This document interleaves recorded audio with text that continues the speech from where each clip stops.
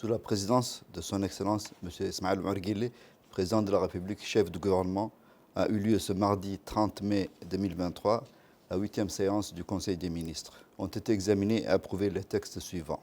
Ministère du Budget, Ministère de l'Économie et des Finances. Première question. Communication sur l'évaluation de la performance du système de gestion des finances publiques suivant la méthodologie PEFA. Le ministère du Budget et le ministère de l'Économie et des Finances ont présenté conjointement la première évaluation du système de gestion des finances publiques de la République de Djibouti.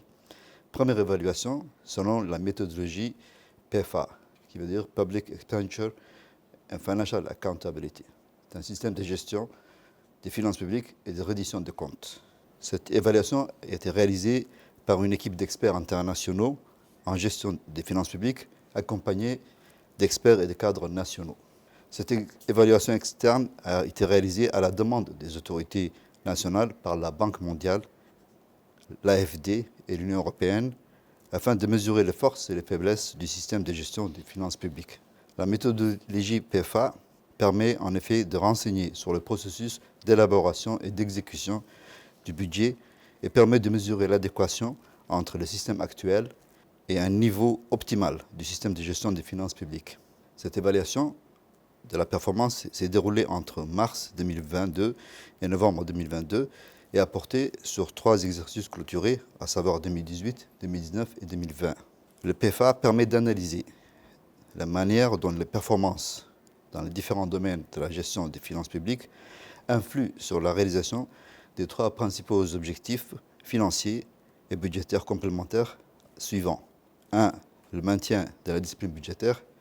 2. La capacité de définir des stratégies publiques et d'allouer des ressources en tenant dûment compte de ces stratégies.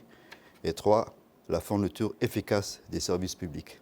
Cette évaluation a mis en exergue que le système actuel nécessite, en l'état, certaines améliorations qui concernent, premièrement, les aspects de la discipline budgétaire et financière.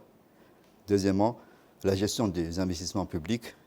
Troisièmement, la prise en compte de la dimension d'efficience dans le cadre du budget et du reporting annuel. L'absence d'un budget programme a également été relevée et demeure parmi les objectifs à atteindre.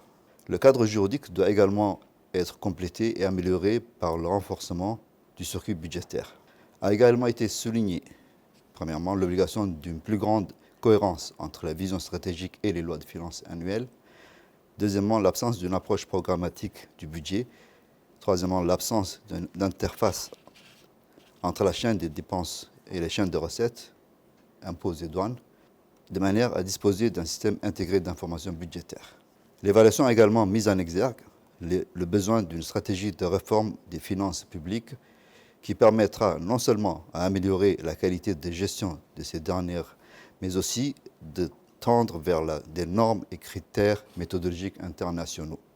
Il a été indiqué que cette évaluation diagnostique permettra de documenter et de faciliter l'élaboration d'une stratégie globale de réforme de la gestion des finances publiques et la préparation des plans d'action opérationnels chiffrés, déclinés en priorités stratégiques et en actions concrètes. Il ressort de cette évaluation que la performance des systèmes de gestion des finances publiques de notre pays, même si elle est favorable à la réalisation d'objectifs de discipline budgétaire, s'avère quand même moins favorable à l'atteinte des objectifs, qui sont l'allocation stratégique de ressources et des prestations de services publics de qualité. Sur la base des propositions faites lors de cette évaluation, il a été convenu la mise en œuvre globale des réformes qui s'inscriront dans le cadre de l'assainissement des finances publiques et de la gouvernance. Cette évolution de la performance budgétaire réalisée par les auditeurs externes à la demande du ministère des Finances et de l'Économie et du ministère du Budget, tout comme la présentation de cette évaluation en Conseil des ministres et la publication de l'évaluation au journal officiel de la République de Djibouti, s'inscrit dans le cadre de l'amélioration du système de gestion des finances de la République de Djibouti et la reddition de comptes, ainsi que le renforcement de la gouvernance publique. Le Conseil des ministres a donc pris acte de la communication sur les PEFA. Ministère de la Santé. Deuxième question. Projet de loi portant création d'un centre hospitalier universitaire de Djibouti. Le projet de loi vise la création d'un centre hospitalier universitaire, CHU de Djibouti, établissement public administratif à caractère sanitaire, scientifique et pédagogique. Le centre hospitalier universitaire permet de fédérer 4 établissements hospitaliers qui sont l'hôpital Pelletier, l'hôpital de Belbela Chero, l'hôpital pneumologie Shakib Saad et la maternité Dar al-Hanan. Ce centre vient accompagner la réforme du système de santé djiboutien que le ministère de la Santé a amorcé en 2022 par l'organisation d'un symposium national sur la santé. Il constitue aussi une action indéniable dans la mise en place d'un plan national de développement de la santé 2020-2024 qui ambitionne l'accélération des progrès vers la couverture sanitaire universelle et l'atteinte des objectifs de développement durable, notamment ceux liés à la santé, et ce, en assurant une offre équitable des soins de qualité pour tous et partout dans le pays et qui répond aux besoins de la population. La concrétisation de ce projet s'inscrit parfaitement dans la politique de santé, notamment le droit à la santé comme mission essentielle de l'État. Ce projet de loi précise et définit les différents organes d'administration de la structure. La mise en place du CHU de Djibouti participera fortement à compléter l'effort et l'offre de soins hospitaliers existants en rehaussant les soins de santé et en assurant la disponibilité des soins tertiaires et universitaires dans notre pays. Le CHU de Djibouti permettra également de renforcer la synergie au sein des structures sanitaires et au bénéfice de la population. La création du CHU de Djibouti vise aussi le renforcement des activités liées à la santé publique, notamment les activités de la promotion de la santé, de la prévention et celles qui relèvent de la sécurité sanitaire. Le but de ces réformes est d'améliorer les performances des hôpitaux sur le plan de la gestion et de la qualité. Ministère de l'Enseignement supérieur et de la Recherche. Troisième question. Projet de décret portant en création du statut particulier des ingénieurs et des techniciens des systèmes spatiaux. Le projet de décret vise à créer le statut particulier des ingénieurs et des techniciens des systèmes spatiaux. Ces ingénieurs et ces techniciens sont amenés à gérer l'ensemble des activités scientifiques et techniques relatives à la conception et à la réalisation des systèmes spatiaux, ainsi que leur gestion avant, pendant et après les opérations de vol.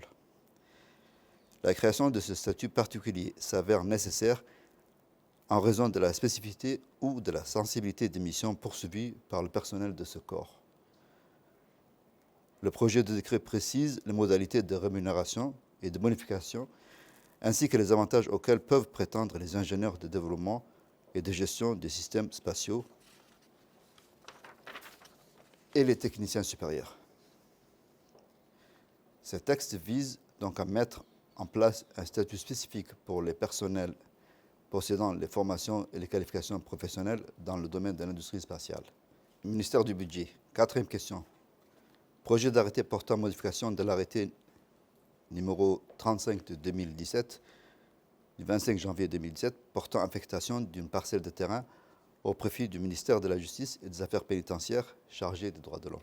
Le projet d'arrêté a pour objet la modification de l'arrêté numéro 2017-035/PR/MB du 25 janvier 2017 portant affectation d'une parcelle de terrain au profit du ministère de la Justice et des Affaires pénitentiaires chargé des droits de l'homme. La dite parcelle de terrain, sise dans l'ancienne gare, affectée au profit du ministère de la Justice et mise à la disposition de la Cour suprême, est transférée au lot numéro 49 bis du même lotissement et d'une superficie de 3700 m² au profit de la même institution. Cinquième question, projet d'arrêté modifiant l'arrêté numéro 2013-769/PR/MB portant affectation d'une parcelle de terrain sise en Nagad au ministère de l'Intérieur mise à disposition de l'OVD. Ce projet d'arrêté vise à modifier l'article 1er de l'arrêté numéro 2013-769/PR/MB portant affectation d'une parcelle de terrain située en Nagad, actuellement mise à la disposition de l'Office de voirie de Djibouti, Cette modification a pour objet l'affectation de la dite parcelle au profit de la société Djibouti Metal Center.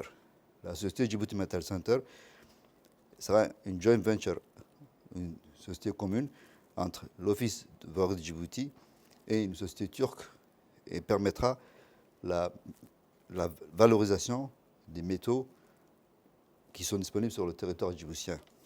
En fin de séance, divers ministres ont présenté une communication sur la participation au rapport de mission. Le ministre de l'économie et des finances a rendu compte au Conseil des ministres de sa participation au 57e réunion annuelle de la Banque africaine de développement qui s'est tenue du 22 au 26 mai 2023 à Sharm el-Sheikh en Égypte. Le ministre de la Santé a présenté son rapport de mission à la participation à la 76e Assemblée mondiale de la santé qui s'est tenue du 21 au 28 mai à Genève. Le ministre du Travail a présenté son rapport de mission de la délégation qu'il a conduite à la conférence arabe du travail qui s'est tenue au Caire du 22 au 28 mai 2023.